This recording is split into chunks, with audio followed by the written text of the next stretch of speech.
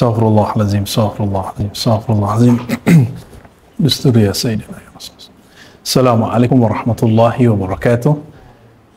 Innal hamdalillah nahmaduhu wa nasta'inuhu wa nastaghfiruh wa na'udzu billahi min shururi anfusina wa min sayyiati a'malina. May yahdihillahu fala mudilla lahu wa may yudlil fala hadiya lahu. Amma ba'd. Sahabat yang dimuliakan Allah, meskipun semua wilayah di dunia mengalami musibah, termasuk negeri kita, meskipun angkanya tidak sebesar di luar, tapi korban dari negeri kita lumayan besar.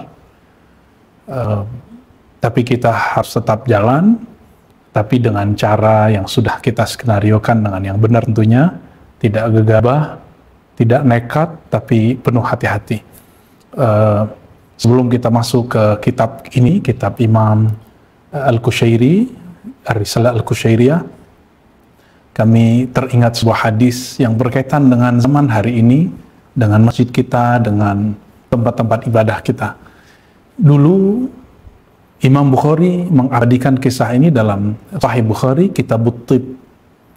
Dalam Kitabut Thib artinya bab tentang kedokteran, bab tentang pengobatan. Beliau Imam Al-Bukhari menukil sebuah kisah yang menarik, dan ternyata kisah ini berulang kembali di saat hari ini.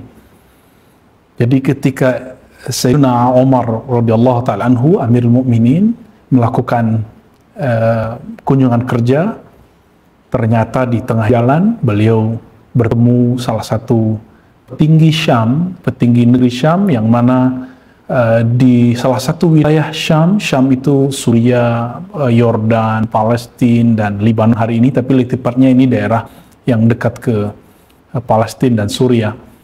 Di sana terjadi wabah, dan dalam beberapa kitab disebutkan memakan korban lebih dari 20.000 orang. Akhirnya Sayyidina Umar kemudian memanggil beberapa sahabat-sahabat senior, yaitu Al-Muhajirin Al-Awwalin. Beliau biasa menjadikan penasehat kekhalifahan adalah para muhajirin. Tapi apa yang terjadi dalam Sahih Bukhari, dalam Kitabut Thib dikatakan fakhtalafu, mereka berbeda. Artinya apakah kita lanjut ke sana atau tidak? Apakah kita akan pulang kembali ke Madinah atau kita ke tempat yang lain? Akhirnya Sayyidina Umar radhiyallahu ta'ala anhu meminta lagi, tolong carikan aku pemuka-pemuka muhajirin yang lebih awal lagi, yang mereka lebih awal dari orang-orang yang Al-Fath itu, kelompok-kelompok yang hijrah di waktu Fathu Makkah. Walhasil ditemukan bahwa ada 2 orang dari mereka yang masih hidup dan mereka tidak ikhtilaf. Begitu kira-kira beberapa redaksi yang saya ingat. Jika salah, silakan nanti koreksi langsung ke kitabnya. Lalu Umar radhiyallahu ta'ala anhu memutuskan keputusan yang berat. Apa itu? Beliau tidak jadi melakukan kunjungan ke Syam. Maka ketika dia bertemu dengan salah satu pemimpin Syam, yaitu Abu Ubaidah mengatakan, afiraran an qadarillah, apakah lari dari takdir Allah Ta'ala? Apakah engkau, hai Umar, takut kepada takdir Allah? Apakah engkau tidak ridha kepada takdir Allah? Kira-kira seperti itu pertanyaan yang menohok dari Sayyiduna Abu Ubaidah. Apa jawaban Sayyidina Umar radhiyallahu ta'ala anhu? Wahai Abu Ubaidah, apa pendapatmu? Nah, maka di sini ilmu qiyas dipakai dalam usul fikih, cikal bakal usul fikih yang kemudian dikembangkan oleh Sayyidina Umar. Wahai Abu Ubaidah, apa pendapatmu jika engkau mempunyai binatang ternak yang engkau pelihara, lalu ada lembah yang sedikit rumputnya, makanannya, sedangkan saat lembah lagi banyak makanannya. Engkau tentu milih yang lebih banyak. Maka saya memilih yang tidak berbahaya kepada tempat yang tidak berbahaya. Saya masuk ke tempat yang ada wabahnya, artinya saya memilih takdir yang buruk. Saya mengambil tempat yang tidak ada wabahnya, berarti saya memilih takdir yang baik. Ternyata Allah itu memberikan ruang kasab, namanya laha makasabat wa alaiha maktasabat, seperti tulis dalam surah Al-Baqarah 2 ayat terakhir, bagi manusia apa yang dia usahakan.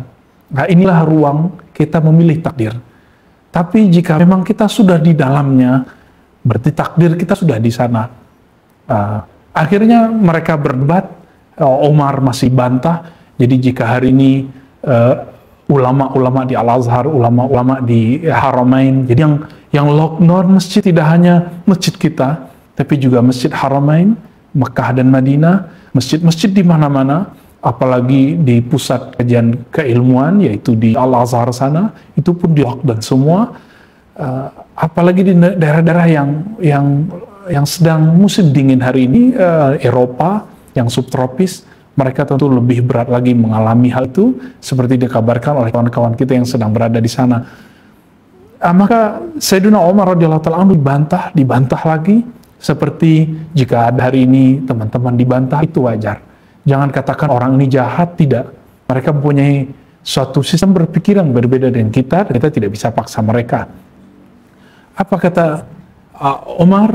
Umar terus memperjuangkan analognya, sampai kemudian Abdurrahman bin Auf, di riwayat lain Amr bin Al-As, tapi yang sahih di dalam riwayat Imam Bukhari adalah Abdurrahman bin Auf, yang dia sering tidak hadir karena dia seorang pebisnis, tapi dia sering menyokong perjuangan Sayyidina Umar radhiyallahu ta'ala anhu.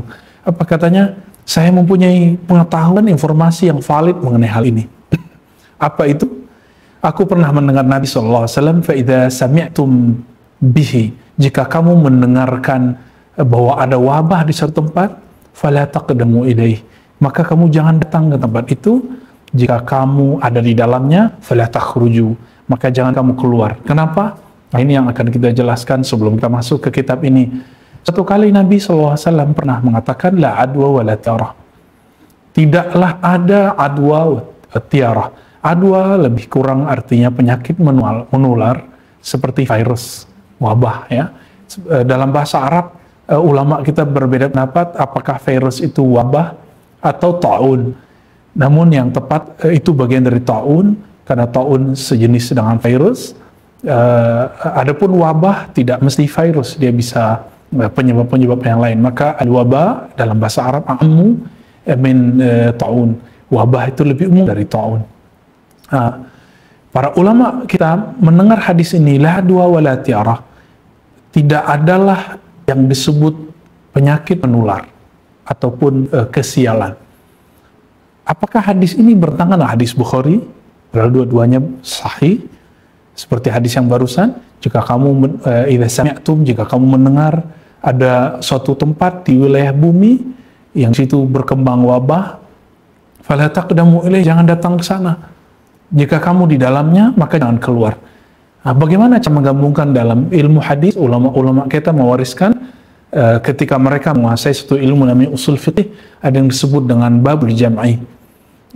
Dalam ilmu hadis disebut dengan ikhtilaful hadis. Ini menjadi salah satu mata kuliah penting dalam perkuliahan ahli Quran dan ahli hadis. Sahabat yang dimuliakan Allah, ini penting sekali. Mungkin kawan-kawan saya sangat mencintai kita semua, baik yang pro lockdown ataupun yang anti. Kita tidak pro pemerintah atau anti pemerintah, tidak pro MUI atau anti pro MUI, kita tidak ada urusan dengan itu. Kita hanya pro keselamatan kita semua, seperti dikatakan dalam surah Al-Baqarah, wala tulku bi'adikum ila tahluka, wala tulku, jangan kau campakkan, jangan engkau biarkan dirimu terjebak dalam kebinasaan. Lebih kurang ayat itu jika diturunkan hari ini, ulama kita mengatakan salah satu tujuan agama ini, ad-din al-islami, agama Islam, agama Allah Ta'ala, adalah hifzun nafs, menjaga keselamatan diri. Jadi ini bukan karena pro siapa-siapa, kita hanya pro dengan baik yang hari ini cenderung menutup masjid atau membuka masjid. Kita semua cinta kepada Anda semua. Apa yang Nabi katakan? Jangan kamu datang ke tempat sesuatu yang berkembang wabah di sana. Jika kamu di dalamnya, jangan keluar. Apakah ini bertentangan dengan hadis yang lain? La adwa wa la tiarah. Maka ini ternyata ada pembahasan akidah dan pengobatan yang berkembang di zaman itu, termasuk masih relevan sampai hari ini. Di zaman Rasulullah SAW, Nabi mengajarkan akidah yang kuat. Apa itu? La ilaha illallah wa ma tasha'una illa yasha'allah. Tiada yang berkehendak, tiada yang berbuat, tiada yang menyebabkan sesuatu kecuali yang maha pencipta sebab, yaitu Allah Ta'ala. Maka la adwa wa la tiarah, artinya tidaklah virus menyebar kecuali dengan izin Allah. Tidaklah seseorang sial kecuali memang sudah takdir dari Allah. Jadi hadis ini pada hakikatnya tidak bertentangan dengan hadis Imam Bukhari Kitabut Tib. Adapun hadis Imam Bukhari sedang berbicara tentang babus sabab. Jika terjadi, maka kamu diberi pilihan untuk tidak ke sana, atau kamu diberi pilihan untuk menyelamatkan dirimu. Kira-kira seperti itu. Maka ulama kita, ulama ahlus sunnah, ulama ahli qalbu mengatakan hadis yang pertama itu babul qalb, bab akidah. Jadi disebut oleh mereka babul haqiqah. Pada hakikatnya tiada yang menciptakan bahkan virus tersebut kecuali Allah. Bukan orang-orang Cina, Wuhan, bukan Amerika, bukan Israel, bukan siapa-siapa yang menciptakan. Yang menciptakan itu adalah Allah Ta'ala. Maka tidaklah berkembang itu kecuali dengan izin Allah Ta'ala. Maka jangan heran di masa Sayyidina Umar tersebut, ketika Sayyidina Umar pulang ke Madinah, Abu Ubaidah meninggal di sana, meninggal di Syam karena ta'un, karena virus, lalu digantikan oleh Mu'az dan anaknya, dan mereka meninggal juga. Padahal Mu'az a'lamun nas bil halali wal haram. Mu'az bin Jabal radhiyallahu ta'ala anhu, Nabi katakan, sahabatku yang paling mengerti halal haram adalah Mu'az. Apakah dia kurang pintar? Tapi mereka berdua, Abu Ubaidah dan Mu'az, begitu juga anaknya, mengatakan, sabarlah kamu, ini kabar gembira dari Allah, dan inilah doa Rasulullah. Maksudnya adalah dalam hadis Bukhari dikatakan, orang yang meninggal dalam ta'un karena penyebab virus atau wabah, dia meninggal dalam syahid. Syahid ada dua, syahid dalam artian syahid kubra, fisabilillah, ada syahid sughra, syahid yang selain berjuang di jalan Allah, itu berjuang menghadapi takdir sendiri. Sabar atau tidak, nanti kita akan masuk ke satu kalimat yang akan dikatakan, dibahas oleh Imam Abu Ali Ar-Ruzabari, imam yang akan kita bahas dalam kitab ini. Jadi di zaman itu, ulama-ulama besar, sahabat-sahabat mulia pun juga terkena. Bukan berarti mereka tidak soleh. Sampai kemudian Amr bin al-As datang ke sana, kemudian memimpin wilayah Syam, dan beliau memutuskan apa yang hari ini mirip dengan lockdown. Ini tertulis dalam kitab Tarikhul Islam, Zahabi, Al-Bidayah Nihaya, Mu'jamul Buldan, kitab-kitab yang lain, dan sangat banyak sekali kitabnya, dan riwayatnya sahih. Kita tidak mau seperti yang terjadi pada tahun 400-an, seingat saya 499, sebagaimana disebutkan oleh Imam Ibn Katsir dalam kitab Al-Bidayah wa Nihayah. Beliau menceritakan bahwa di tahun tersebut terjadi wabah di daerah subtropis juga, dan apa yang terjadi? Meninggal 500.000, lebih kurang seperti itu, meninggal sekitar 500.000 orang, dalam sehari bisa dihitung berapa yang meninggal, dan ini sangat besar sekali. Itu baru yang mereka perkirakan, karena di dalam kitab Ibnu Katsir disebutkan jika ada orang masuk ke negeri tertentu, kota tertentu, itu mayat bergelimpangan. Setelah itu muncul lagi virus baru karena banyak mayat bergelimpangan. Akhirnya beberapa orang tobat dan mereka pergi ke masjid, mereka sholat, mereka sedekah. Tapi apa yang dikatakan oleh Ibnu Katsir, wala ahad yaqbal, tidak ada seorang pun yang menerima. Kenapa? Orang mengatakan kami butuh makan, kami butuh minum, kami butuh obat, kami tidak butuh dinar dan dirham. Jadi ini pernah terjadi di zaman itu, dan akhirnya ada orang yang mencoba untuk mengambil uang itu ke dalam masjid, karena uang itu tidak diambil dari masjid.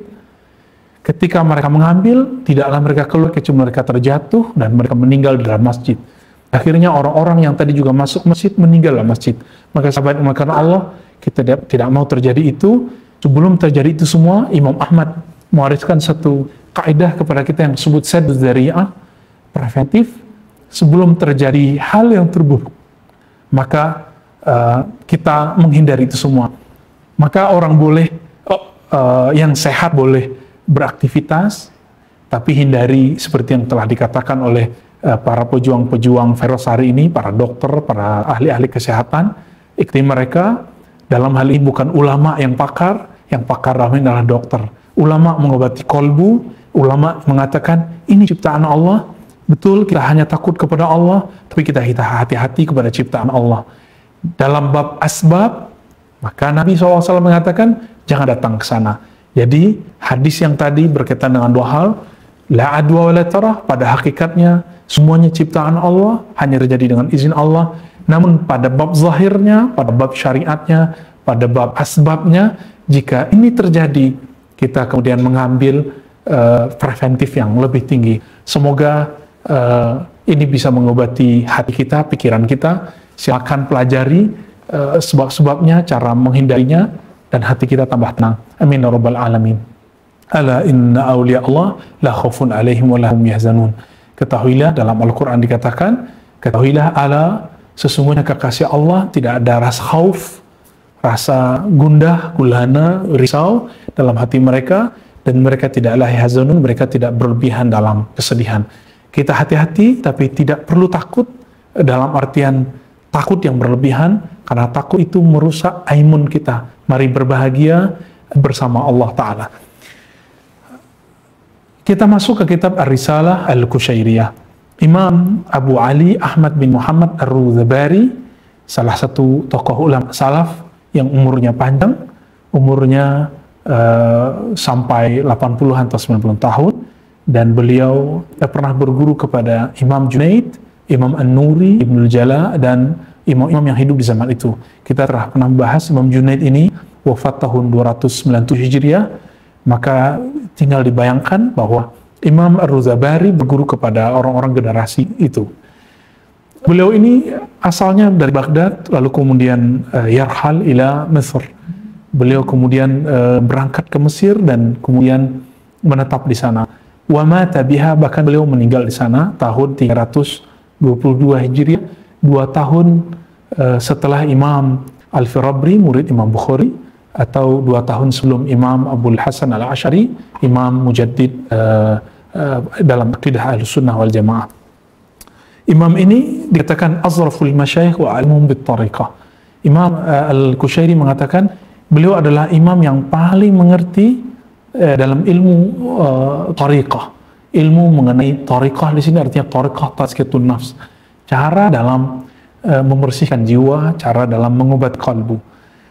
Dan imam ini disebutkan beliau juga ahli hadis, maka dikatakan oleh Imam Az-Zahabi asnad al-hadis, beliau menyebutkan hadis dengan sanadnya.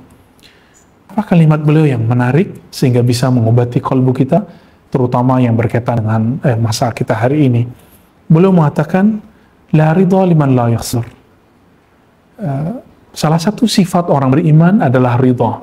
Ridha ini adalah menerima keadaan meskipun ada hati-hati. Apa itu ridha? Orang yang ridha itu orang-orang yang bersabar. Maka beliau mengatakan la ridha liman la yasbir. Tidak disebut orang itu ridha jika dia tidak sabar. Sabar itu ditandai dengan ala adami syauq. Alla adam syauq, yani ma fi syauq. Orang-orang ini tidak mengeluh, tidak menyalah-nyalahkan, tidak menggambing hitamkan siapa-siapa. Orang-orang yang sabar ini sedang menunggu apa yang Allah kehendaki hari ini, esok dan nanti. Sahabat yang melakukan Allah, maka jika benar kita ini sabar dengan keadaan hari ini, maka akan muncul satu sifat ridha. Bukankah kita setiap hari mengatakan raditu billahi rabba, aku ridha kepada Allah Ta'ala, aku ridha dengan kehendak Allah Ta'ala. Maka orang-orang yang sering membaca ini, dalam kalbunya akan muncul perasaan yang kita sebut dengan nerimu. Ada perasaan kelapangan dada. Orang-orang yang lapang dadanya akan melihat kebesaran-kebesaran Allah Ta'ala, dan dia tidak akan pernah kesepian. Ingat, orang-orang yang ridha tidak pernah merasakan kesepian. Orang-orang yang ridha, hatinya selalu ramai dengan cahaya-cahaya Allah Ta'ala. Oleh karena itu beliau mengatakan la ridha liman la yasbir. Tidak ada ridha bagi orang yang tidak sabar. Lalu beliau mengatakan wala kamala liman la yashkur. Begitu juga tidak sempurna iman seseorang jika dia tidak bersyukur. Meskipun negeri kita juga ditimpa dan angkanya akan bertambah terus sampai hari-hari ke depan, namun kita masih harus tetap bersyukur karena negeri kita negeri yang tropis, biasanya virus tidak terlalu kuat seperti kuat di negara subtropis yang sangat dingin. Semoga Allah menjaga kita semua, baik yang muslim ataupun yang tidak muslim. Semua mari bawa insaniah kita, sisi kemanusiaan. Irhamu fil ardi yarhamukum man fis sama. Nabi mengatakan, sayangi makhluk bumi, maka yang di langit akan menyayangimu. Kita sayangi hari ini tanpa pandang bulu, karena virus itu tidak memandang kamu muslim, kamu tidak muslim. Yang dia lihat ini manusia, lemah tubuhnya atau tidak, maka virus akan menghinggapinya. Maka kami ulangi, la kamala liman la yashkur. Tidaklah ada kesempurnaan iman bagi orang-orang yang tidak bersyukur. Mari kita syukuri keadaan kita hari ini. Apalagi kata beliau, wabillahi waslal arifun ila mahabbatihi. Teman-teman semua, sahabat menakan Allah, orang-orang bertanya, orang-orang memburu guru-guru mulia, mencari guru-guru yang alim, guru-guru yang punya branding-branding keilmuan yang berbeda, yang signifikan dengan orang lain, ingin sampai kepada Allah, ingin merasakan bersama Allah, ingin merasakan bahagia, menganut agama Allah. Tapi ingat, kita tidak sampai dengan guru, kita tidak sampai dengan teman, kita hanya sampai dengan cinta Allah kepada kita. Maka jangan sekutukan Allah dengan guru, meskipun untuk mengenal Allah kita butuh guru. Jangan sekutukan Allah dengan komunitas, dengan manhaj, meskipun kita butuh manhaj, kita butuh teman. Nabi mengatakan, almar'u ala dini khalilih, falyanzur ahadukum man yudkhalil. Seseorang agamanya, kebeningan agamanya, kemurnian agamanya, tergantung dengan siapa yang dia jadikan sahabatnya. Maka perhatikanlah siapa sahabatmu. Wa syakaruhu ala ni'matih. Seseorang kan sampai kepada Allah dengan syukurnya kepada nikmat-nikmat Allah Ta'ala. Sahabat yang memuliakan Allah, ini salah satu kalimat dari Imam Abu Ali Al-Ghazabari. Adapun dalam matan kitab ini, tadi kalimat tadi ada di dalam tahqiq atau tambahan dari imam atau syekh yang mentahqiq, yang mengedit kitab ini. Suatu kali Imam Abu Ali Al-Ghazabari ditanya mengenai orang yang menghalalkan hiburan yang tidak halal. Hiburan itu ada yang halal, ada yang tidak halal. Hiburan itu ada yang melenakan, ada yang menjerumuskan seorang kepada yang melupakan kepada Allah, bahkan melakukan yang haram. Ada yang hiburan yang sifatnya syair, seperti yang dikatakan Nabi, inna fil bayan, sesungguhnya dalam bayan itu ada sihir, inna fil bayan la sihir, wa inna fi syairil hikmah. Begitu juga dalam syair, ungkapan-ungkapan, nyanyian-nyanyian itu ada hikmah. Hadis ini ada yang semaknanya dalam Sahih Bukhari. Namun tidak semua hiburan itu halal. Suatu kali ada seseorang yang menghalalkan semua hiburan, lalu hal itu dilaporkan kepada Imam Abu Ali Ar-Ghazabari. Apa kata orang yang menghalalkan itu? Li halal. Hiburan-hiburan apa saja bagiku itu halal. Lianni wasaltu ila darajatin la tu'assiru fiyya khilaful ahwal. Karena aku sampai kepada darajah tingkatan rohani yang aku tidak akan terpengaruh lagi oleh apapun, termasuk hiburan-hiburan yang baik yang halal ataupun haram. Apa tanggapan Imam Abu Ali Ar-Ghazabari? Faqala na'am qad wasal walakin ila saqar. Beliau mengatakan betul, dia telah sampai kepada derajat, tapi bukan derajat yang dikatakan tadi, lakin wasala ila saqar. Dia sampai ke derajat yang menghalalkan dirinya nanti masuk neraka saqar. Sahabat makan Allah, begitu hati-hatinya Imam Abu Ali Ar-Ghazabari. Kenapa beliau hati-hati? Beliau termasuk salah satu sanad yang nanti sanad ini menurunkan kepada Imam Al-Khatib, kemudian Imam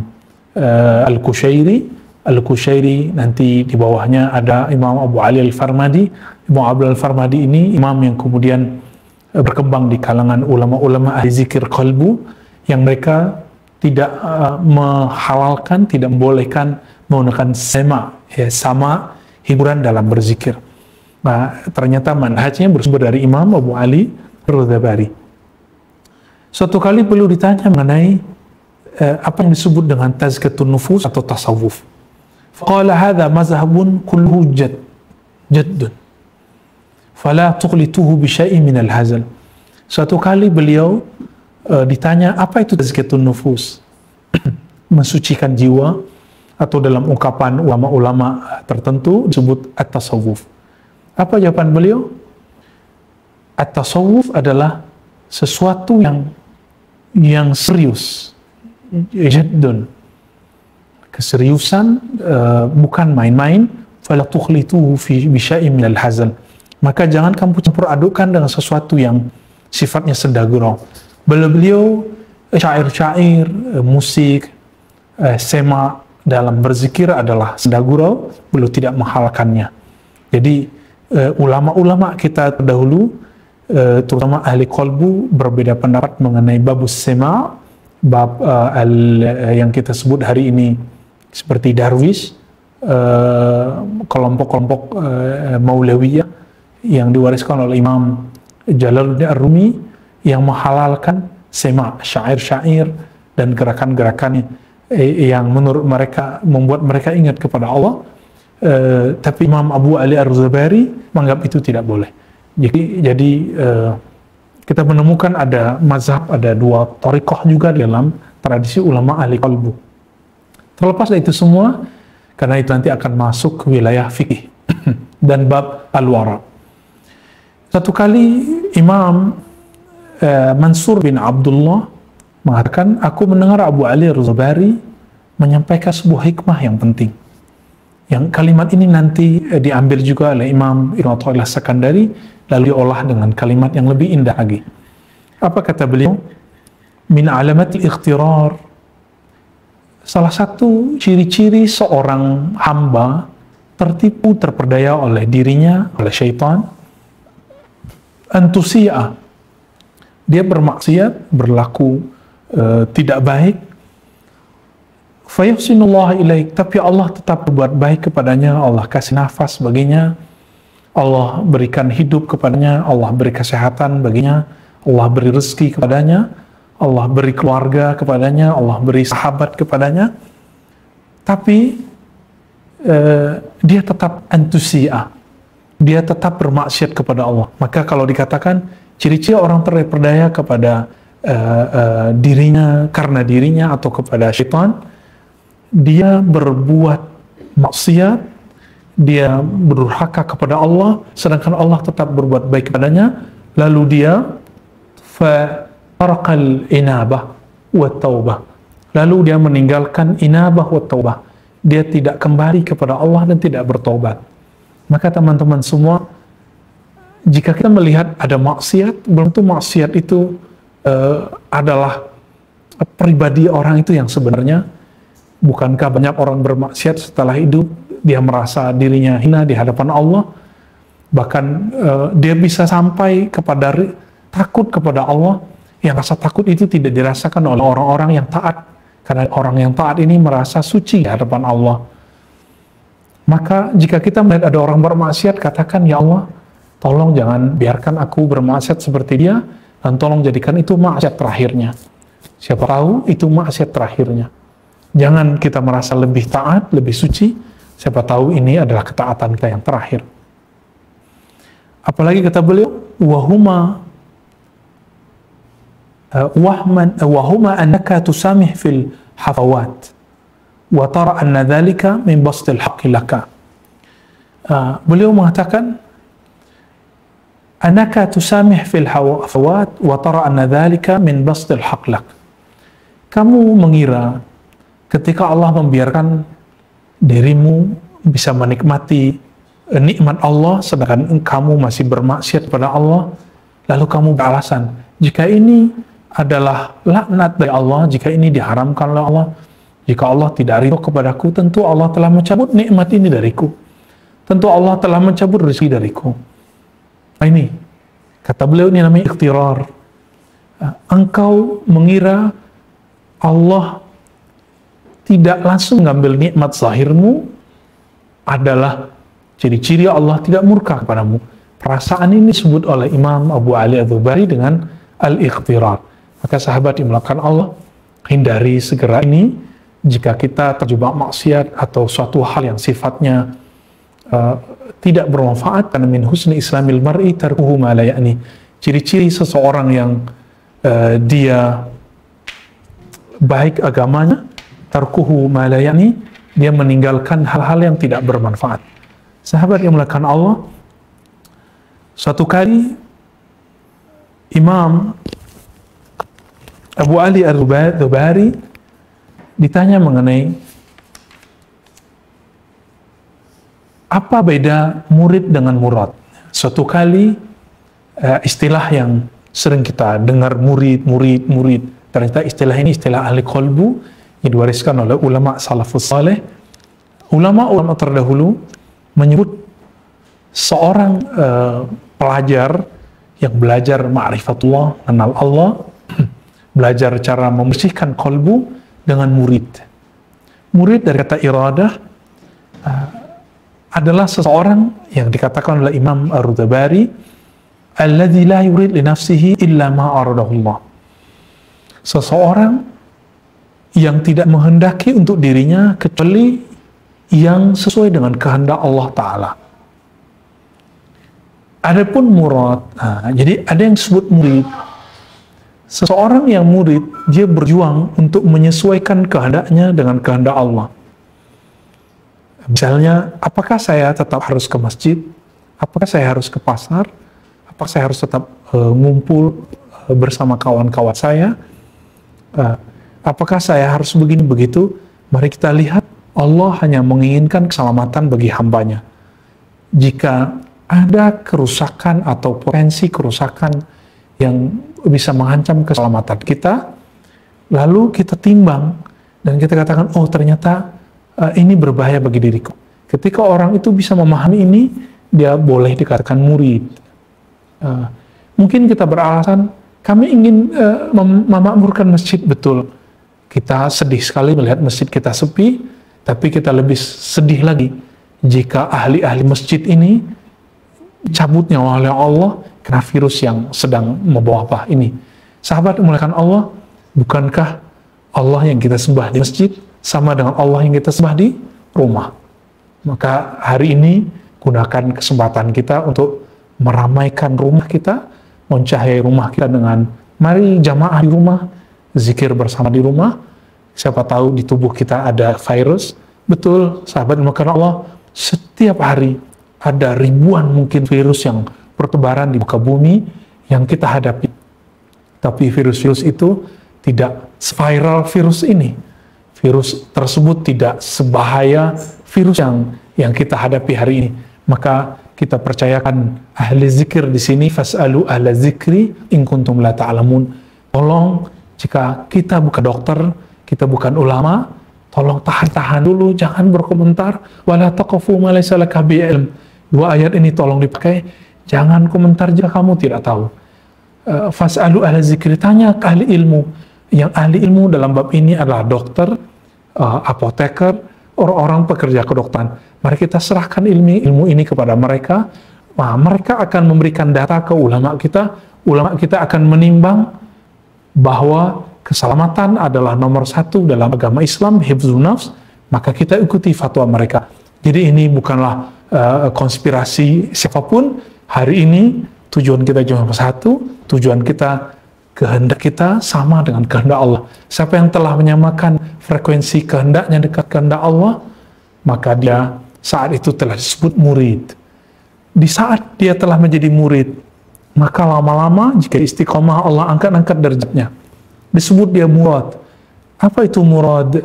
La yurid minal kaunain syai'an ghairah. Orang-orang ini tidak menginginkan dari dunia ini, dari alam semesta ini, bahkan dunia akhirat, kecuali hanya Allah Ta'ala. Orang ini, apapun yang terjadi nanti, dia hanya ridha. Dia hanya ridha kepada Allah. Maka Imam Abu Ali Ar-Dhabari mengajarkan kita, mari ridha. Jangan banyak ngeluh, jangan kata-katai orang, jangan gagap.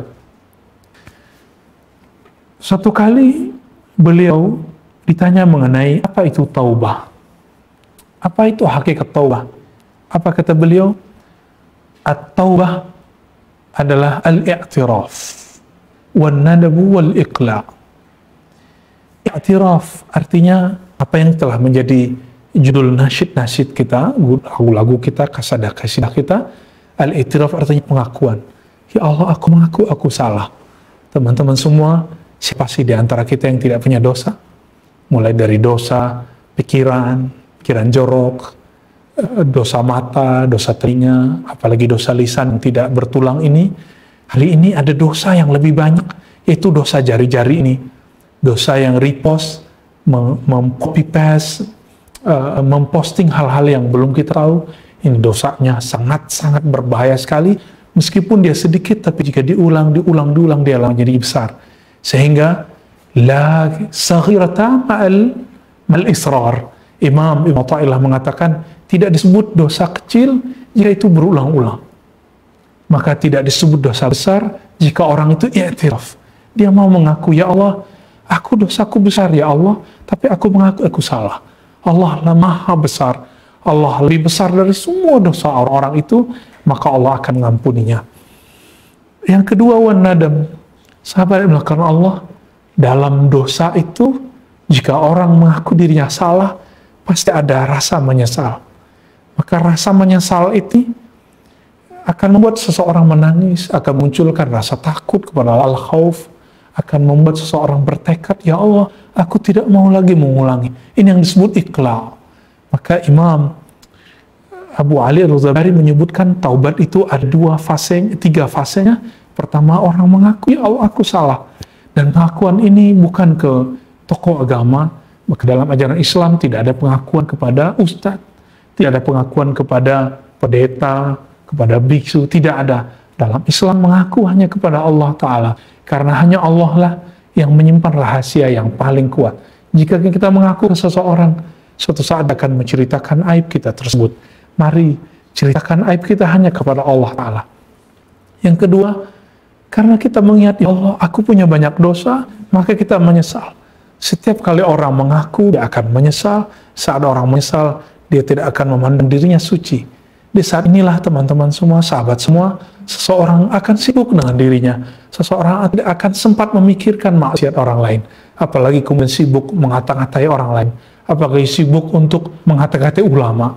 Hari ini, karena semua orang bisa berkomentar di dunia sosmed, dunia maya, maka siapapun bisa mengatakan apapun.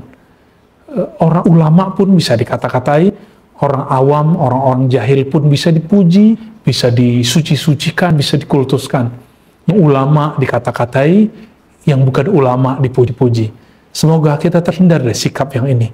Kita khawatir yang dikatakan oleh Nabi dalam hadis Ibnu Majah, ciri-ciri hari kiamat itu salah satunya adalah jika orang-orang yang kazib yusaddaq, jika orang-orang yang membohong dibenarkan, orang jahil dianggap pintar, sebaliknya orang-orang yang alim dianggap kemudian jahil. Ulama-ulama dianggap ulama konspirasi, ulama-ulama dianggap tidak perlu kepada din Allah, agama Allah. Sahabat yang melakukan Allah, suatu kali beliau berkata, as-su'al ala man dunaka du'afun.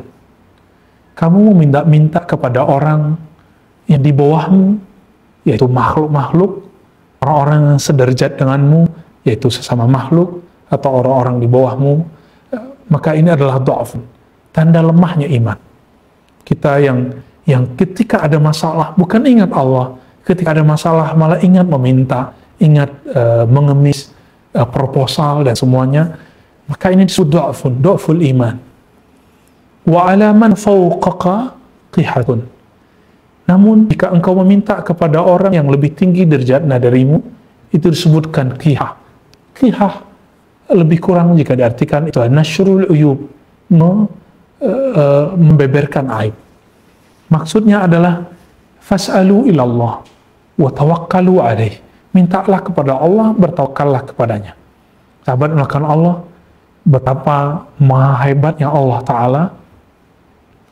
Meskipun kita tidak melihatnya dengan mata empirik ini, mata fisik ini, tapi ternyata mata empirik ini pun juga tidak melihat apa yang disebut virus hari ini. Virus hari ini tidak bisa dilihat dengan mata telanjang, dia hanya bisa dilihat dengan alat-alat tertentu, alat-alat yang canggih di laboratorium, tapi semua orang takut. Bayangkan Kita takut ke makhluk yang kecil yang tidak terlihat. Tapi bukankah setiap hari kita mengatakan Allahu Akbar? 17 rakaat kita mengatakan Allahu Akbar di setiap gerakan, kecuali dari ruku ke i'tidal kita mengatakan Sami Allahu liman hamidah. Tapi kenapa rasa takut kepada Allah yang maha besar itu tidak besar? Sahabat, karena Allah, betapa hebatnya Allah, hanya dengan makhluknya yang tidak terlihat kita bisa ketakutan. Seharusnya kita lebih takut kepadanya, yang kekuasaannya lebih besar, lebih nyata. Dan inilah kira-kira kenyataan, realitas dari kehebatan Allah Ta'ala, bahwa cukup dengan makhluknya yang kecil itu, semua makhluk hari ini panik. Semua makhluk hari ini tumbang. Kita kalau lihat berita di Italia, orang masuk rumah sakit tidak lagi nyebut namanya, hanya pakai nomor, masuk, keluar, masuk, bahkan keluar-keluar dari ruangan telah hilang nyawanya. Sahabat dimulakan Allah, kami tidak mau ini terjadi di negeri ini. Kita berdoa kepada Allah, ya dafi'al bala, wahai Allah, ya Rabb, kami ini lemah. Dokter-dokter kami, pejuang-pejuang kami hari ini, mereka sedang susah payah untuk mencari obatnya.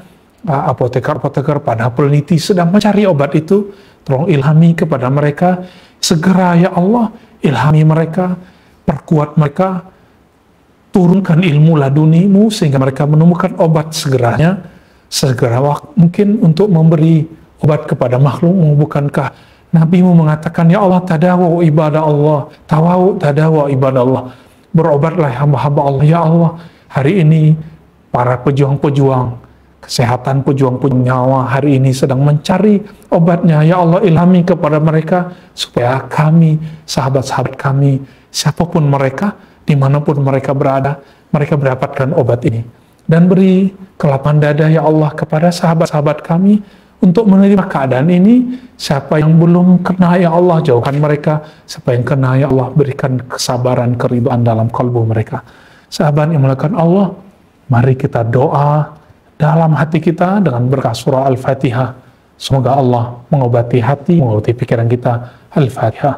A'udzubillahi minasyaitonir rajim. Bismillahirrahmanirrahim. Alhamdulillahirabbil alamin arrahmanirrahim. Maliki yaumiddin. Iyyaka na'budu wa iyyaka nasta'in. Ihdinas siratal mustaqim. Siratal ladzina an'amta 'alaihim ghairil maghdubi 'alaihim waladdallin. Amin. Wassallallahu alaihi wasallam. Alhamdulillahirabbil alamin. Ustaz, Afwan, ada pertanyaan dari jemaah. Baik, baik sahabat melakukan Allah, ikhwan akhwat fillah manapun berada, ada beberapa pertanyaan yang sampai kepada kita. Pertama, bagaimanakah hukumnya orang yang mengurus jenazah yang terkena virus corona yang tidak dimandikan? Ya, hukumnya orang atau hukumnya mengurus, ini mungkin sedikit berbeda, ada ambigu. Apakah hukumnya mengurus jenazah yang terkena virus yang tidak dimandikan? Sahabat yang melakukan Allah, seperti ditulis dalam Sahih Bukhari, bahwa orang terkena penyakit wabah, dia dihitung fahuwa syahid, maka dia syahid. Hukum syahid, orang yang mati syahid, jika itu syahid kubro, disepakati ulama, tidak perlu dimandikan. Apalagi jika syahidnya karena penyakit yang disebabkan oleh virus, maka kita tidak wajib memandikan karena dia telah syahid. Jika dia mukmin, Allah akan jadi dia syahid. Jika dia tidak mukmin, kita serahkan nasibnya kepada Allah Ta'ala. Lalu bagaimana dengan orang yang tidak mengurus itu? Orang yang tidak mengurus ini tidak terkena hukum fardu kifayah. Dia sedang masuk kepada ayat wala tulku biaidikum ila tahlukah, ada surah Al-Baqarah. Jangan engkau campakkan dirimu, libatkan dirimu dalam kebinasaan. Maka muncul satu kaidah yang penting, ad-darurat tubihul mahzurat, yang darurat membuat hal-hal yang selama ini haram jadi boleh. Artinya walaupun tadinya wajib dimandikan, sekarang tidak wajib. Apalagi ada kaidah yang sangat terkenal sekali, ulama kita sepakat semuanya, darul mafasid muqaddamun ala jalbil masalih, menolak preventif, menjauhi musibah, menjauhi virus, bala bencana lebih diutamakan daripada mengambil satu kebaikan. Sama juga ke masjid itu kebaikan, tapi preventif untuk menjauhi tempat kerumunan hari ini, tempat orang berkumpul, itu lebih baik. Dan ini tidak berarti kita tidak cinta Masjid Allah. Masjid Allah pada hakikatnya adalah orang yang sholat di sana. Orang yang sholat di masjid pada hakikatnya adalah kalbu dia yang tawajuh, yang berhadap kepada Allah, yang wajah tu wajhiya, yang aku wajibkan kalbuku kepada Allah. Dan kalbu itu sekarang ada di rumah-rumah. Kalbu itu adalah masjid-masjid yang sebenarnya kita bawa kemana-mana. Maka sahabat melakukan Allah, jadikan kalbu kita masjid sebenarnya, jadikan rumah kita jadi musolanya. Adapun kembali yang tadi, orang-orang yang tidak dimandikan itu, dia syahid, hukum orang yang tidak dimandikan tidak terkena dosa fardu kifayah. Yang kedua, Buya, apa ada amalan zikir untuk menenangkan diri ini supaya batin kita tenang dalam wabah corona ini? Tentu ada. Ulama kita mendapatkan sanad ijazah untuk tetap tenang dalam berzikir. Zikir itu banyak, sangat banyak sekali. Namun zikir yang paling afdal adalah zikir yang semuanya kita sudah tahu. Sahabat melakukan Allah, bukankah ada hadis? Ini 2 hadis kita bacakan untuk ini. Semua kita sudah tahu ini. Ternyata ilmu yang tinggi itu ada pada ilmu yang selama ini kita anggap rendah. Kita ulangi. Ternyata ilmu yang tinggi itu, hakikat yang tinggi, ma'rifat yang mantap itu ada pada ilmu-ilmu yang sebenarnya standar. Apa itu ilmu yang kita telah tahu sebelum kita balik? Nabi SAW mengatakan, afdalul dzikri la ilaha illallah. Zikir yang paling dahsyat adalah la ilaha illallah. Namun dimaknai, tiada yang menjaga diriku, keluargaku, temanku, kawanku, jamaahku, semua ini kecuali Allah. Katakan begitu. La ilaha illallah. Tiada yang menyembuhkan kecuali Allah. Tiada yang menakdirkan kecuali Allah. Tiada kecuali Allah. Kita katakan itu. Maka mari coba katakan la ilaha, tiada yang menjagaku kecuali Allah. La ilaha, tiada yang menyembuhkan kawan-kawanku yang terkena virus illallah, kecuali Allah yang memberikan kesembuhan itu. Meskipun nanti antivirusnya telah ketemu, belum tentu orang yang diberi antivirus sembuh. Karena faiza maritu fahuwa yashfin. Nabi Ibrahim telah mengatakan, dia berikan dalam Al-Quran, jika aku sakit, dialah yang menyembuhkan pada hakikatnya. Bukankah banyak orang sakit selama ini dikasih obat dia sembuh, tapi ternyata dengan doa, dengan air putih dari seorang guru sembuh. Tapi juga sama, kiai-kiai yang sama ini menyembuhkan orang dengan izin Allah menggunakan air, tapi ketika kena virus dia pun tidak mampu menahan virus tersebut, sehingga ini terjadi suatu musibah kepada seorang Imam Al-Qattani, seorang imam yang ahli hadis, saudara dari Abdul Hayy Al-Qattani. Ketika beliau di penjara, padahal beliau punya karamah yang luar biasa, ulama Maghrib, beliau mengatakan, An-nasi zunnu nabi, orang banyak mengira aku zannah, bahwa aku ini orang hebat wali Allah, tapi ingatlah innama ana abdun, aku ini hanya hamba Allah. Masata'tu an aruddal bala anni, aku tidak mampu menolak satu bala dariku. Syarrun anni, aku tidak mampu menolak suatu keburukan dariku. Jadi meskipun seorang ulama bisa menjadikan air itu menjadi sakti dengan izin Allah, tapi ketika Allah berkehendak, dia kena virus, dia bisa kena virus, dia kena sakit, dia bisa kena sakit. Dan sebaliknya, dalam bab asbab tadawaw, maka dalam bab ilmu pengetahuan kita pakai hadis ini, tadawaw ibadallah, berobatlah hamba Allah. Maka siapa yang punya ilmu kedokteran hari ini wajib berjuang di situ. Siapa yang punya ilmu menemukan obat antivirus wajib menemukan itu. Maka ini fardu kifayah, sahabat-sahabat kita itu. Kita doakan semoga mereka dijaga Allah, pikirannya tenang, dadanya lapang, ilham Allah terilhami dalam kalbu mereka. Kadang-kadang ilham tersebut Allah sampaikan mungkin bukan kepada orang yang belum beriman, karena mereka mau mengamalkan tadawaw, berobat. Untuk berobat butuh obat, maka mereka sedang cari obatnya. Apa zikirnya? Inilah zikirnya. La ilaha illallah. Begitu juga disebutkan dalam hadis qudsi, hadis yang kuat. Hadis ini dinukil oleh ulama-ulama kita dalam kitab-kitab zikir. Imam Asy-Syaukani, imam yang lain menyebutkan Hisnul Hasin, la ilaha illallah hisni. Siapa yang baca la ilaha illallah, kata Allah Ta'ala, dia telah memasuki hisni, dia telah memasuki bentengku, antivirusku. Maka bacalah kalimat ini, insya Allah kita akan terjaga. Ini penangkal sebelum itu terjadi. Maka teman-teman semua, lazimkan, jadikan nafas kita la ilaha naik ketika keluar illallah. La ilaha illallah. Atau satu nafas, la ilaha illallah. Tiada yang menjagaku, tiada yang memeliharaku kecuali Allah. Inilah zikir. Masih banyak zikir yang lain, misalnya Allahumma inni a'udzubika min jahdil bala, wa darkis syaqa, wa syamatatil ada, dan masih banyak.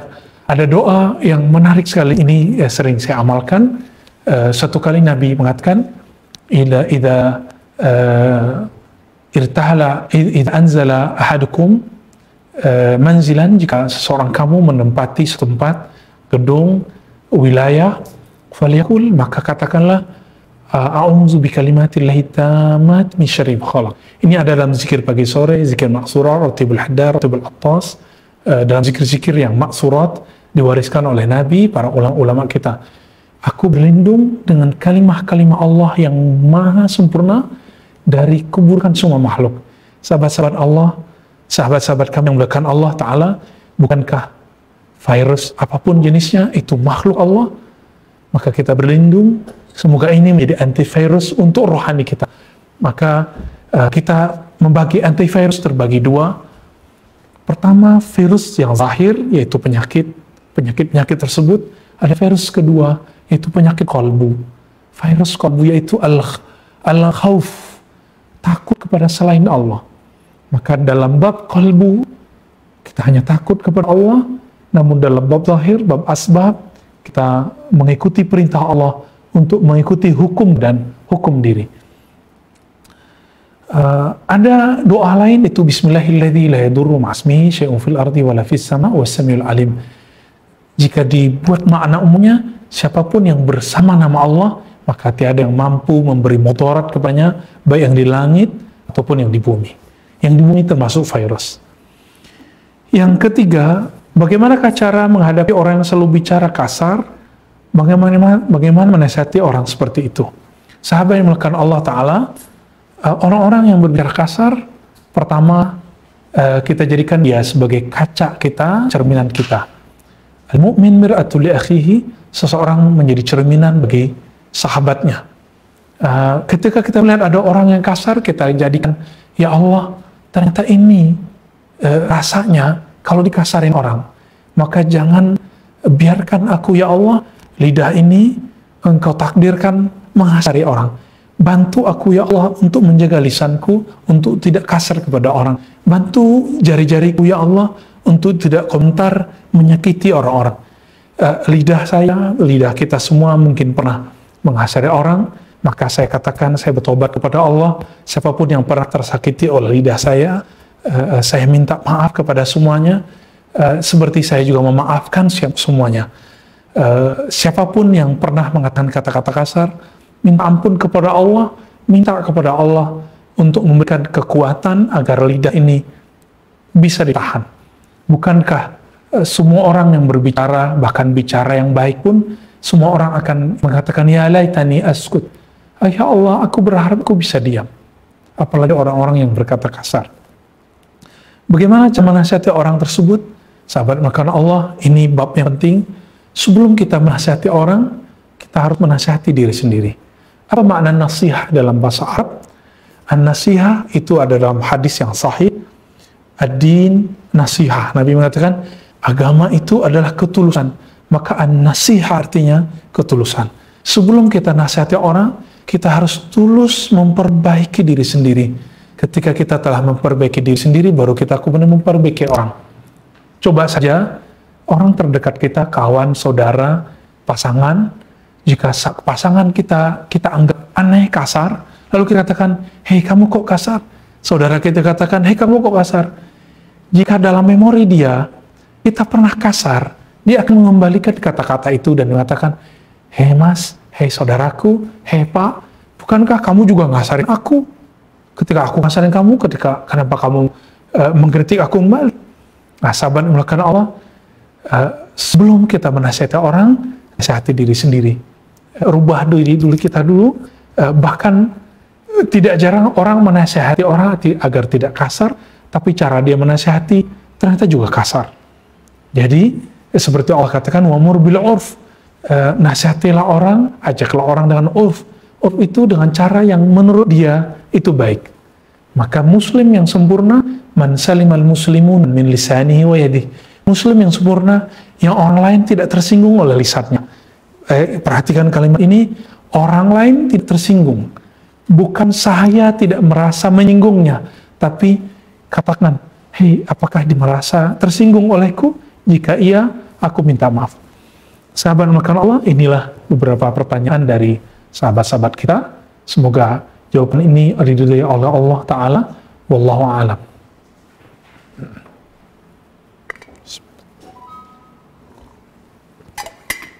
Sahabat makan Allah, demikian kajian Risalah Kusyairi kita dengan beberapa tambahan. Kita berharap semoga wabah bencana ini Allah angkat.